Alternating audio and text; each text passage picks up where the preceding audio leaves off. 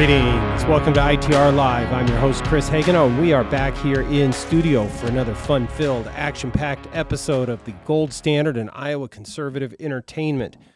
John Hendrickson and myself, we took a week off last week, John. Yes, yeah. But we're back and we're ready to go. Actually, we got a lot of big plans this week. We do. We have a lot of good shows this week. A lot of special guests. Yeah. So, look, as we moved to the new studio, the goal was to provide more and better content for the folks out there, and we're getting there. Yes, right? yeah. So it takes time to set everything up. So get all the technology right. Well, yeah, definitely. We have not gotten the technology right, but not really a construction update, John. But we do have an addition to the studio today, and I'm gonna hopefully the folks that are watching us, because as a reminder, we're on YouTube and Rumble, if I remember to upload it to Rumble, that folks can see some of what we got going on here, which is what? Yeah, the library has been moved over here, and it's slowly going up. The Hendrickson Library, which really is part of the John Hendrickson Center for the Preservation of Western Civilization. Yes, yeah. Right? Yep. So anyway, so that has begun as well. So not only are we building a podcast studio, we are trying to outfit the future of Western civilization. Yes, here. And right behind you we have the canon of some of the key texts in conservatism. My favorite, Russell Kirk and William F. Buckley, and we've got some Ronald Reagan and some stuff on the Constitution, and so we're all set.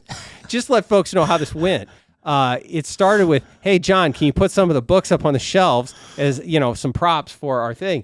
Well, what I thought would take about a minute was a laborious process of what folks can't see is the piles of books that are off camera here. And around the corner. And around the corner. Literally hundreds of books, and they all look very interesting. I'm not going to get to them, but John has been very meticulously selected some.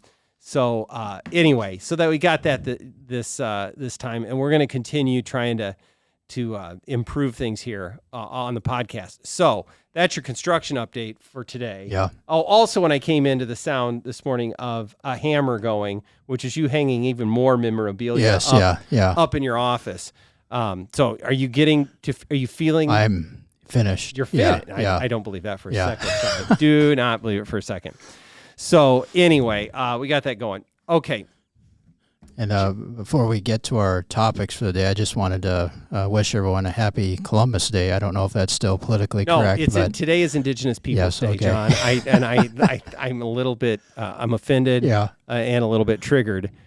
This is supposed to be a safe place here in the studio, and so happy day here. Okay, John, I almost asked you to come into the office on Saturday because I wanted to podcast about this so bad, and you know what I'm getting at. Yes, yeah. So this was a report that was released by John. I put the computer way over there, and I gotta reach over here to read off of it. But a report released by Iowa House Democrats, and here's the headline. Iowa Democrats blame education savings accounts for school closures. Republicans disagree. So what goes in, and Leader Confrist, along with State Rep Cahill, and I'm going to get back to that in a minute, why that's significant, blaming education savings accounts for the closure of 16 schools across the state of Iowa. Right? You following me? Yes, yep. And look, we've heard this over and over. This is the hit. I know that Auditor Rob Sand has wanted to get in on this, trying to blame every negative outcome in education in Iowa on the passage of education savings accounts. And look, they have very few issues on which they can run. So I suppose this is one that if they think they've got a winner, they're going to latch onto. It's not a winner, and we're getting to that as well. Yeah. But there probably reaches a point in which more abortions for everyone isn't enough to seal the deal with Iowa voters, as they do need to branch out into other issues. And look, Iowans care about schools and care about education. And so they catalog these schools that have closed. Well, Obviously, the governor's office pushed back on that, and legislative Republicans. But here's the headline from WOWT in Omaha. Iowa Democrats use faulty data to pin school closures on the voucher program. They used voucher, which we'll set that aside for a minute. Mm-hmm. But they actually went in and did the fact check and actually criticized legislative Democrats. That's stunning to me. Yes, yeah, absolutely. I mean, did you look at this? Yes, yeah. I don't know if you remember some of what's in here, but of these school closures that they blamed on ESAs were buildings that were scheduled to close anyway. A couple of them were still open. Yes, yeah. They just went in and just... Some were had new buildings as a result, yeah. Which is ironic since the whole point was less money in education caused school closures, but come to find out it was actually because they built a brand new building. Yeah, yeah. I mean, how's that's that less money? Yeah. No, I mean, the whole article and the counter argument to this is just glorious. Yes, that they hung their hat on the major thing that they wanted to try and win on in this campaign. Yeah. And it's just all made up. Yeah. Completely fabricated. I was surprised to see the fact check on this. That was stunning. And even I have to say, watching KCCI and Channel 8, even they reported some of the inaccuracies of this so-called report that the Democrats issued. Yeah, it is, and it's plain as day. This isn't okay. I'm going to get to this. This isn't a matter of Republican versus Democrat. It's that facts versus fiction. Yes, it's just plain as day. This isn't this Omaha WOWT, the ABC affiliate in Omaha, just listed them. Here's the deal: Lincoln Elementary in Boone School District closed because a new one was built. I'm just reading down, but an online academy was created and then discontinued. Okay, well, Central Preschool, Central District. We spoke with a staff member on the telephone who says the school is still open. So, I mean, this reporter, in kudos to Connor Hendricks for actually just doing the work. And on, temporarily closed. Southeast Warren School closed due to declining enrollment. Well, that predated ESAs. Mm-hmm. And never mind that underlying this is that there is more money in education year over year, public education year over year, whether it's through save dollars for infrastructure or just the ongoing school funding formula. There's more money year over year being put into education. It's not as much as Democrats want. Yeah. It's not as much as the teachers union want. Mm-hmm. But they still want to blame the money that's being directed to ESAs for these so-called school closures. Yeah. This to me seems more of a election gimmick, like a desperate attempt to try to make an issue out of something that's not an issue. Well, it exactly is, which is why I come back to they had Representative Sue Cahill on here. So, look, I get it. You have a big press release. The leader comes in, releases the report, and maybe has a legislator. So if it was going to be an appropriations thing, you'd bring in your appropriations chair. Or if it was, I don't know, a public safety matter, you bring it. I get that. Sue Cahill is one of their most threatened incumbents from Marshalltown. Republicans have been up on TV against her for weeks with a good candidate. Yes, so they're going to feature Sue Cahill on this big campaign, supposed October surprise, and then have it this flat. And so I think the question, especially if you want to feature Representative Cahill, and no criticism to her, I'm sure she was pulled in, and this is going to be a winner for her, is that an issue for folks in her district that she participated in this? I don't know. I think this is just remarkable. Yes, yeah. All around. So the governor had a nice quote in here. Let's see if I can...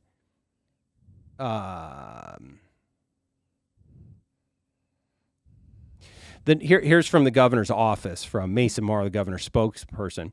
The numbers released by the Democrat legislators in their press conference today are so inaccurate that it seems like they are trying to intentionally mislead Iowans. I don't know that I can add much to that. Speaker Grassley had some good comments about how he said the amount of money going into education and how it's increased, and Democrats voted against that spending increase. And ESAs, meanwhile, account for 2.01 of the total state budget, which, again, are new dollars on top of the increases that public schools get. Yes, yep. And don't tell me that in some of these rural parts of the state that they're bleeding students to private schools, which heretofore don't exist. Largely, this is in population centers. They're growing around the state of Iowa, some private school options, but it's just the whole thing is. Okay, one other thing I want to get on this, because we've given a lot of credit to WOWT in Omaha for writing this article, but plain as day, the facts don't match the story, right? And the headline at the ABC affiliate in Omaha matched that. However, here is the headline from. So I read the headline in the Register. It just says Republicans disagree. Okay, well, do the work. Yeah. Are they right or wrong? Who's right or wrong? Let's come with some facts. So, and they try and do a little bit. Here's the cost of education savings accounts, although they go straight to Rob Sand for the answer to that question. Then here we get down. Democrats' numbers are inaccurate, Republicans say. Well, are they right or not? Yeah. Math is not that hard. And it's just... It's like that. You can't just say Republicans say. So you make an attack, Republicans refute it, and then it's just, well, that's just a difference of opinion. No, it's not a difference of opinion. Yeah. No matter how bad you want it to be so. You just compared what Connor Hendricks did was actual journalism, getting both sides of the story versus a very biased example of what we too often see as a left-wing bias in media. Right. And it's tough. I know that a lot of these reporters they have to put a lot of work together, a lot of stories together in a short amount of time. They don't have the bandwidth to do all of that work, and that's too bad. I mean, John, I think you and I agree that more journalism is better. Yes, The decline in the number of journalists out there doing the collection of news, especially at the state and local level, is not a good thing. Now, I would submit that the ideological polarization of media is also not a good thing, as some of my friends in the Iowa media notwithstanding, because I think we've got some terrific journalists in Iowa.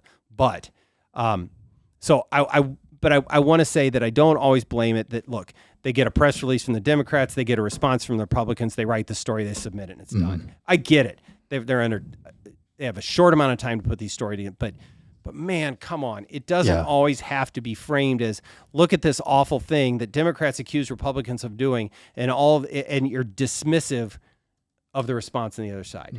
So I guess the part that just made me enjoy this so much was the real journalism to go in and figure it out. And there's a whole lot of retractions and clarifications that need to happen across the state of Iowa from news outlets that jumped all over this. Absolutely. At the very beginning. Yeah, it was good reporting. Yeah. And maybe it'll all be made up on KCCI when we hear their editorial on this whole fiasco. Because I guarantee you, if the tables were turned, we'd hear all about it and what's his name's KCCI editorial. Yeah. All right. Anything else on that, John? No. Okay. I had to wait 72 hours to talk about it, and I think I got it off my chest now. So, okay. I think we need to go in and give folks a quick election update.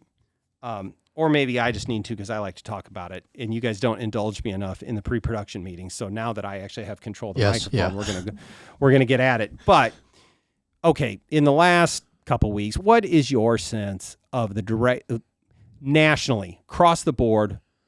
Where do we stand compared to 2, 3, 4 weeks ago? I'm a little more, I'm still pessimistic, but I'm not as pessimistic as I was. Okay. I still think the advantage is with Harris and Walz, unfortunately. I don't like saying that, but I think the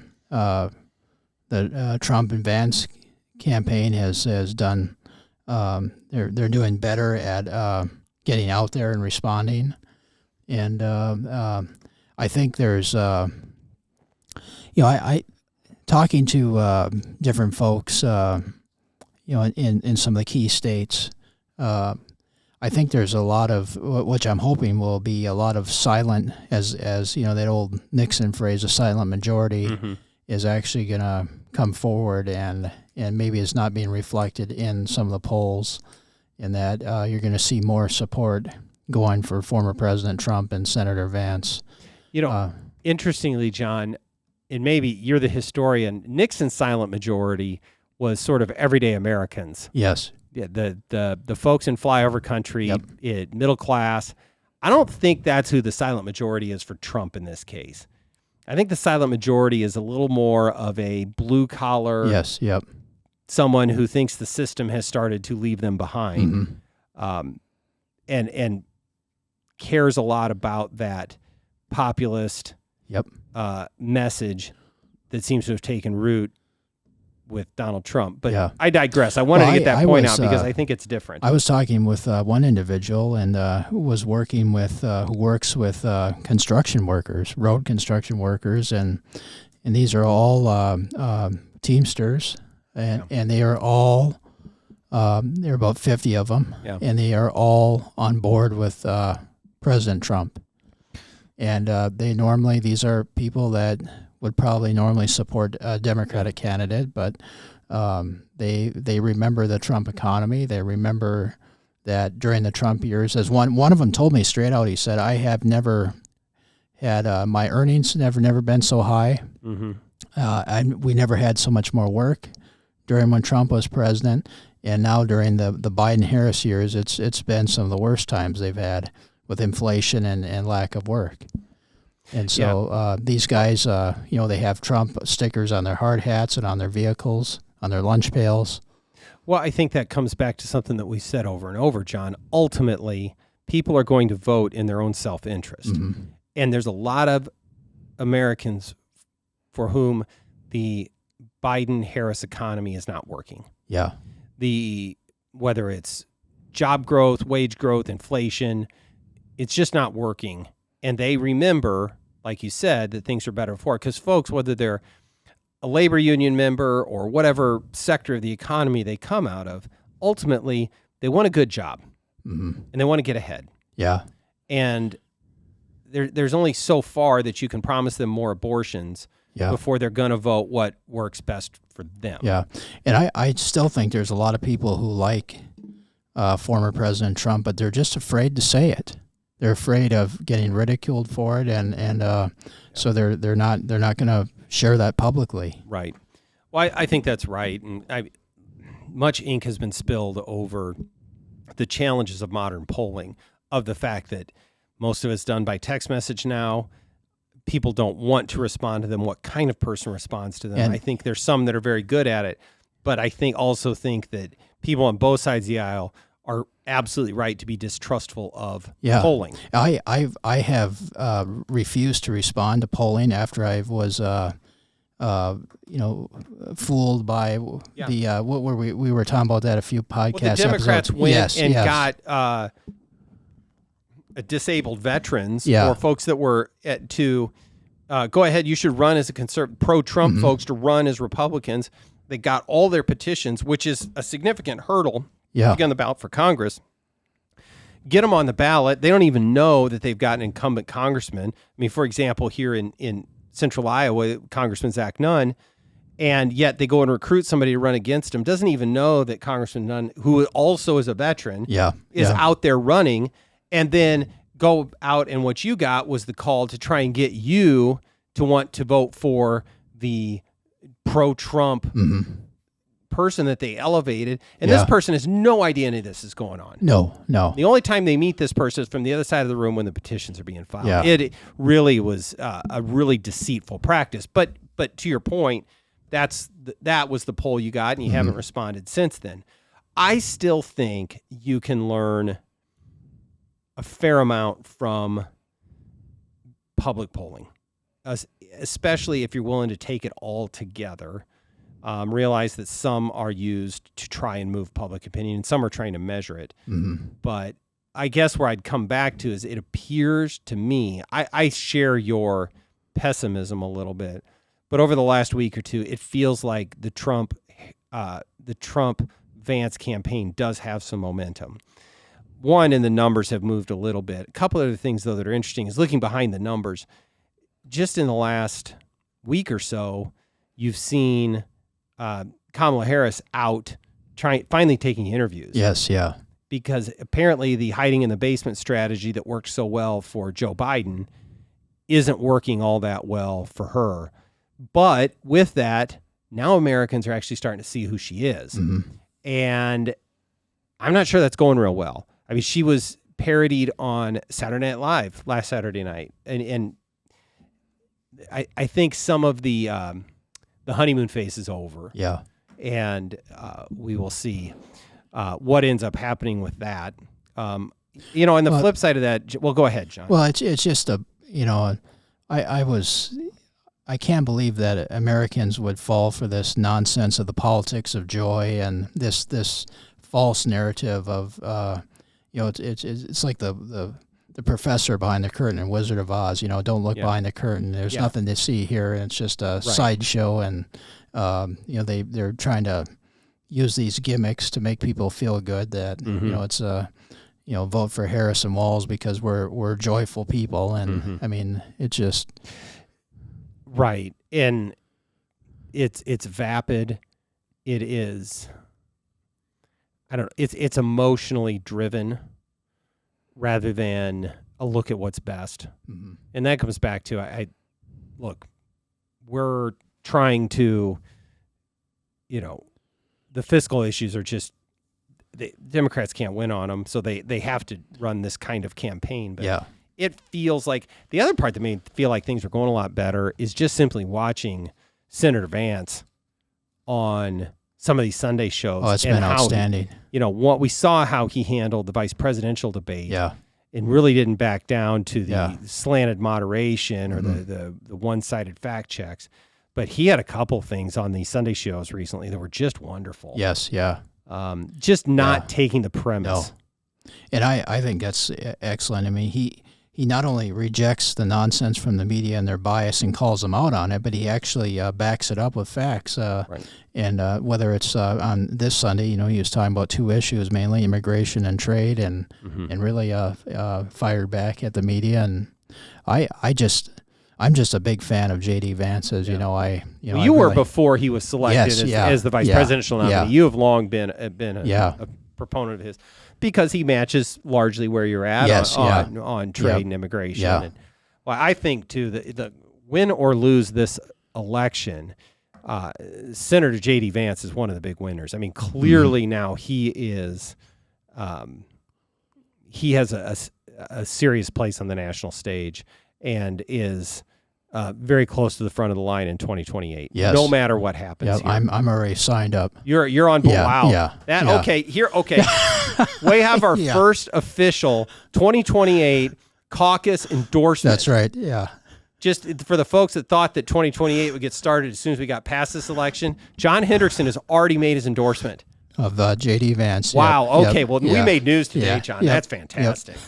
All right. Well, good. I mean, a little bit here in Iowa, I think we do need to make sure that we speak to real quick, John, is that you can kind of see where the battlegrounds are just by turning on the TV and seeing if the race is on TV, it's a battleground race. Mm-hmm. If it's not, it usually means that one side or both sides have decided they got a sense of how that's going to turn out. Not always, because sometimes some games are being played, but we don't have time today to go through the game of chess that's played on caucus legislative campaigns. I think look, we are in Central Iowa. We get Des Moines TV, so we get a little bit better sense of those battleground races. On the Senate side, the top one continues to be Senator Brad Zahn against Matt Blake. Folks are optimistic about Senator Zahn in that one. It's a district that leans to the left, but again, it feels pretty good. But there's some other ones that are on TV. We didn't think that your Senate race here between Senator Sarah Trone-Garrett and Mark Hansen, we weren't sure that one was going to come into focus, but yet that is on TV right now, both sides. Yeah. Senator Trone-Garrett has raised a ton of money and is now spending that. So that's out there. You also have the Senate race between Democrat Senator Nate Bolton and Mike Pike over on the east side. Yep. Both sides are on TV now. Both sides spending a lot of money. And we'll see how that one goes. I love Mike Pike's ads. I think they're just terrific. They are. They're very good. And he fits the district well. Yeah. Couple others that I don't have as much of a sense on. There's Senator Eric Giddens, Democrat senator up in Cedar Falls, Hudson, LaPorte City. That's a district that leans to the right, but he's the incumbent. I don't have a read on that one. And then the other one would be in Dubuque. In the seat that's being vacated by longtime Senator Pam Yoakum. It would have been unthinkable, but just a few years ago, that Republicans could go and play in that kind of seat. But much like those eastern part of the, it's kind of like in northern Minnesota, yes, John. Yeah. That those districts are trending Republican, and I think that Senate Republicans feel they've got a real shot to win that seat. A bunch of seats around the state of Iowa on the House side. It's all over the place. It appears we talked about the Marshalltown seat with Sue Cahill. Mm-hmm. I believe Republicans feel very good about that seat. Is my read on it, just based on the fundamentals of that seat. The one place where legislative Democrats are on offense, mostly they're defending their own turf. But they're going on offense against Representative Bill Gustoff, our friend, who represents most of his district is Altoona, Saylor Township, and one Ankeny precinct. That's a real tough one right now. I think Bill comes up on top in the end of that. But Democrats have a decent candidate with good ads and a story to tell. I think it's largely unfair, but whatever. But that'll be a race. But Republicans are on offense in a whole bunch of other seats. Yes. So I think both chambers are going to grow their majorities, even if the ITR Foundation poll, which we last had a generic congressional ballot of +8.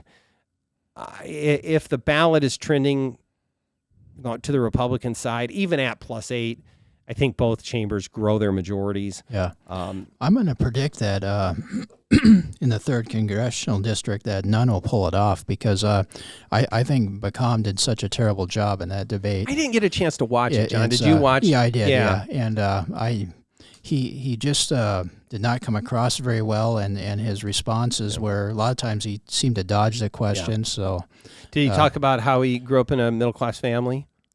I believe. Well, that's because that's the line that Kamala Harris starts every answer with. You ask her about immigration, and he actually parroted a lot of Harris talking points. I mean, that on a lot of issues. Yeah, or what's the Tim Walz one? I grew up in a small town in Nebraska. Yeah, I mean, they're just filibuster answers. Yes, If I got a couple minutes, I need some word salad. Throw it in there, right? Yeah, yeah. I think Congressman Nunn is very sharp guy, and he knows how to answer those questions. And so I agree with you. I think that one's going to be close again. I think the 3rd district here is always going to be close. Yeah, just by its nature. The one that I think there is some concern on is, I guess it would be the 1st district now with Marionette Miller Meeks and Christina Bohannon. Yeah, I think that's probably the close. Well, I don't know if it's close as the 4, but Democrats are really optimistic about that race. And there are some interesting ads that have been playing up here about that race on both sides. Yeah, that I've seen. Yeah. We'll have to see. I mean, how many days now, John? We're just a few weeks. 22? Yeah. 22. So 3 weeks out. Yep. So we're going to be tracking this. I know we have some of our listeners that are getting a little tired of the presidential horse race and election stuff, but I think it's really important because it determines the future, especially of these issues that we work on here in Iowa. I'm going to say this again, but I think if we always say these elections are important. Elections are, but I think this election especially is important. I think if Harris and Walz win, and you get especially if you get a majority Democratic Congress, so if you get a blue wave, this will be the most radical transformation that we've seen since the New Deal. Yeah, and that's my prediction. Yeah, because just look at California, look at Minnesota, and look at and they're not going to waste their majority. And that's what scares me. Yeah, when someone tells you what they truly believe them. Mm-hmm. And they have told us what they really want to do. Yeah. They've told us, they've shown us in Minnesota and California that is their governing plan.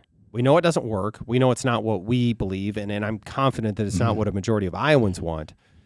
But we know what we're getting from these folks, regardless of how many times Kamala Harris reminds us that she grew up in a middle-class family. And I mean, or whatever that means, where she grew up, Toronto or Ottawa or someplace. Yeah. But we know. So educate yourself, folks. And, you know, that always makes me mad because the Democrats think they have a monopoly if you grew up in a middle class or lower middle class or lower class, and that's not true. No. And you know, for example, I grew up in a middle class family, and those values do not match my values, and they don't match. My grandparents were strong DFL Democrats, and they would not be voting for this ticket. Both of my, especially my grandpa Hagenow was a lifelong labor Democrat who had plenty of great things to say about FDR, and that's just the way it was. Yeah. And that was the party. And his one that he came back to all the time, they were the party of the working man and the everyday American. Yeah. And that's what he believed. Mm-hmm. Grew up in the Depression. Yep. And you couldn't convince him otherwise. Yeah. Well, that's changed. It has. It absolutely has changed. And that idea of the party of the working man, I think there's a lot of Americans that are rethinking that. Oh, yeah. Yeah. Yep. So, especially in the kinds of places that you and I grew up. Yes. Yeah. In small towns, middle class families. Yeah. So. Yep. Okay. I think. Well, go ahead. I'm gonna before you close on that thought, John. I think we should do a longer look at what is that. Mm-hmm. You know, we talk about this radical transformation that you'd get. What is it? Yeah. What is the plan? I mean, we saw things like Green New Deal or the Inflation Reduction Act or whatever they called it. Yeah. We're going to get much, much more of that. Yeah. And I think we should take a look at that and what the impacts truly would be. Because it's going to go a lot deeper than just economics and higher taxes, and it's going to be fundamentally altering the structure of government, the Constitution. We're going to be unburdened by what was and whatever Kamala's stupid, tagline she uses. We'll get that for sure. So. All right. There's just one more thing I wanted to mention. And I read, and I want to apologize because I did not realize this, and I read it this morning, but I didn't realize that the Tax Foundation awarded Governor Reynolds their 2024 Achievement Award this year.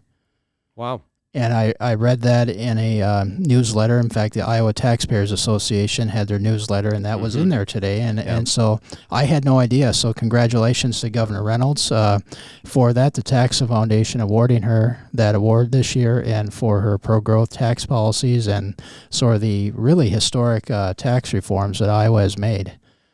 No governor in America